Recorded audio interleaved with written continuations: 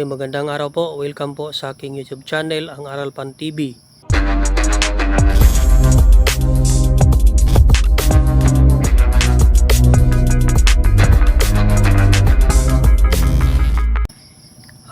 Sa araw na ito ay magbigay ko sa inyo ng pretest sa Araling Panlipunan 10 para sa unang markahan.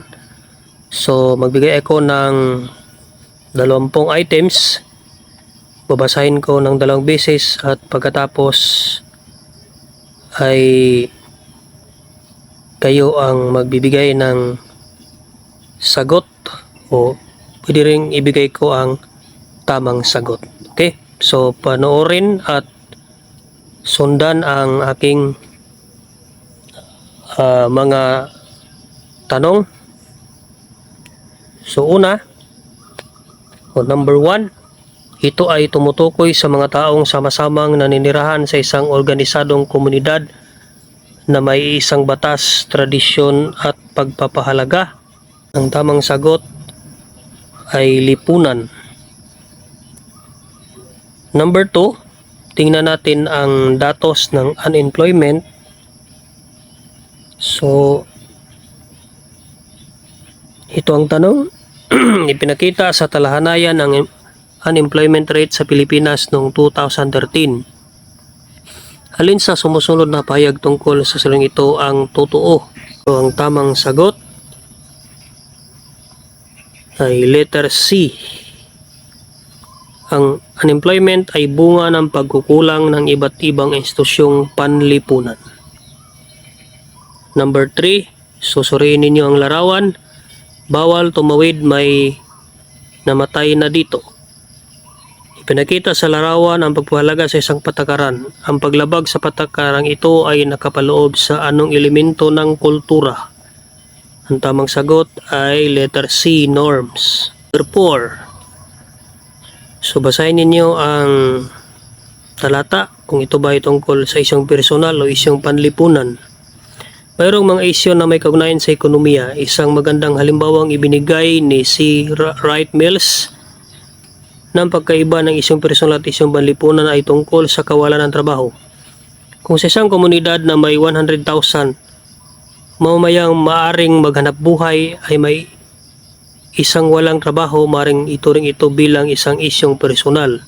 Subalit kung sa isang lipunang mayroong 50 milyong tao at 15 milyon sa mga ito ay walang trabaho, maring ito'y ituring na isyong panlipunan. So ang tanong batay sa talata, ano ang pagkaiba ng isyong personal at isyong panlipunan? So ang tamang sagot ay letter B.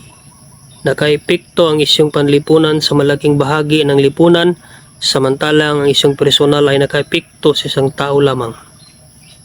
Number 5, ako ay lubos na naghangad sa pagbago para sa ating lipunan. Matulungan tayong lahat upang masugpo ang kahirapan. Simulan natin ang pagbabago sa ating sarili na gusto nating makita sa mundo, sapagkat ang kahirapan ay kakabit na ng ating pagkasilang. Dahil kung nakaya ng ibang bansa na pigilan ang kahirapan sa paglaganap, ibig sabihin makakaya rin natin kung ang bawat isa sa atin ay may pakialam sa mga pangyayari. Ako bilang isang tipikal na kabataan ay nais na maging huwaran ng lahat sa pamagitan ng pag-isip at pagkilos ng mabuti ng may katwiran. Mag-aral ng mabuti para may sapat na kaalaman para sa kinakabukasan ng ating bayan. Balang araw tayo ay magiging bahagi ng hinaharap. Magsikap tayo habang hindi pa huli ang lahat. Kung may maggawa ka, simulan mo na. Huwag matakot. Harapin ang hamon sa buhay dahil ang kahirapan ay di mawakasan kung mismo tayo ay hindi marunong gumawa ng paraan. Kaya para sa mga kabataang Pinoy, tayong magbulag-bulagan sa mga naganap dahil tayo ang pag-asa ng hinaharap. Number 5, batay sa talata, ano ang bahagi ng mamayan sa pagharap sa mga isyu at hamong panlipunan? Ang sagot ay letter C, maging aktibong kabahagi sa pagbuo ng solusyon sa mga isyu at hamong panlipunan. Number 6. Ang kagubatan ay tirahan ng iba't ibang mga nilalang na nagpapanatili ng balanse ng kalikasan. Mahalagang mapanatili ang balanseng ito dahil kung patuloy na masisira ito ay maapektuhan din ang pamumuhay ng tao. Nagmula din sa kagubatan ang iba't ibang produkto tulad ng tubig, gamot, damit at iba pang pangunahing pangailangan ng tao. Mayroon ding mga industriya na nagbibigay ng trabaho sa mga mamayan na nakasalalay sa yamang nakukuha mula sa kagubatan. Anong likas na yaman ang tinatalakay sa talata? Ang tamang sagot ay letter C, yamang gubat. National Disaster at Glance, Senate Economic Planning Office 2013. Impact of natural disasters. Natural disaster can cause considerable loss of lives, homes, livelihood, and services. They also result in injuries, health problems, property damage, and social and economic disruption. From 2000 to 2012, natural disasters in the Philippines caused the death of 12,899 people and injury to 138,116 persons. These disasters also affected more than 71 million individuals and rendered almost 375,000 persons homeless. The socio-economic damages are estimated at 3.37 billion US dollar with average annual damages of 251.58 million US dollars. 7. Ang tanong, ano-anong mga aspekto ang naapektuhan ng makalamidad na narasan sa Pilipinas? Tamang sagot ay letter A, kalusugan, kabuhayan at kalikasan. Number 8, anong batas ang pinatupad upang magkaroon ng legal na batayan sa iba't ibang desisyon at proseso ng pamamahala ng solid waste sa bansa? Tamang sagot ay Republic Act 9003. Number 9, tingnan natin ang graph mula 1990 hanggang 2015. Ano yung pinakita ng graph tungkol sa Paris Cover ng Pilipinas? Ang tamang sagot ay letter C, nagkaroon ng paglawak sa Paris Cover ng Pilipinas sa pagitan ng 2010 hanggang 2015. Number 10, bakit mahalaga ang pagtulungan ng iba't ibang sektor sa pagsugpo sa mga suliraning pangkapaligiran? Tamang sagot ay letter B, malawak na suliranin ang mga isyong pangkapaligiran na rapat harapin ng iba't ibang sektor sa lipunan. 11. Alin sa sumusunod na sitwasyon ang napakita ng top-down approach sa pagbuo ng disaster risk reduction and management plan? Ang tamang sagot ay letter B. Pinatawag ni Kapitan Daniel Mela ang kanyang mga kagawad upang bumuo ng plano kung paano magiging ligtas ang kanyang nasakupan mula sa panganib ng paparating na bagyo. Number 12, suriin ang sumusunod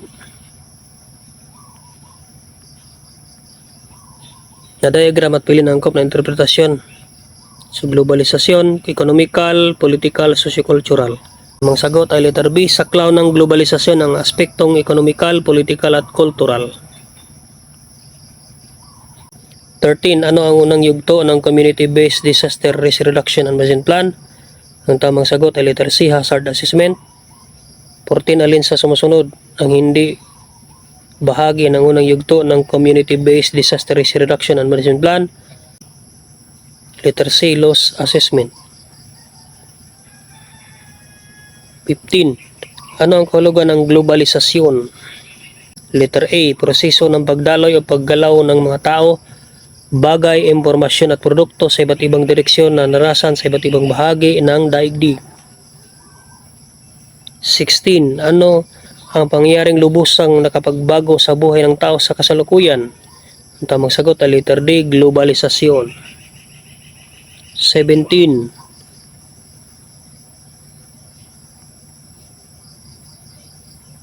Tingnan ang figurang sa bilang 19.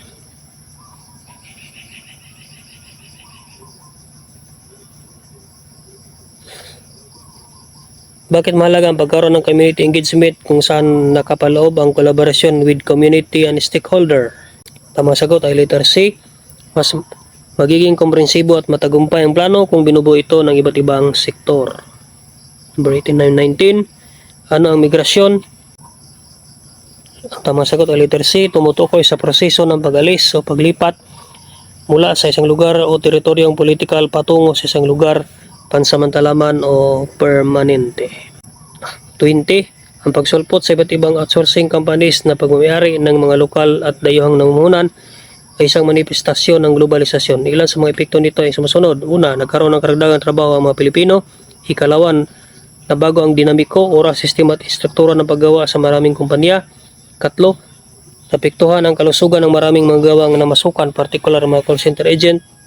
Number 4, binago ng globalisasyon ang lifestyle ng maraming Pilipino. Mula sa kasipang nabanggit, ano ang mabubuong konklusyon dito? Tamang sagot ay letter C, mayroong mabuti at di mabuting epekto ang globalisasyon sa pamumuhay ng tao. Okay, yan lang po ang 20 items ng ating pretest. So ito ay ginawa ko lang para maging guide sa inyong pag-aaral. Maraming salamat po.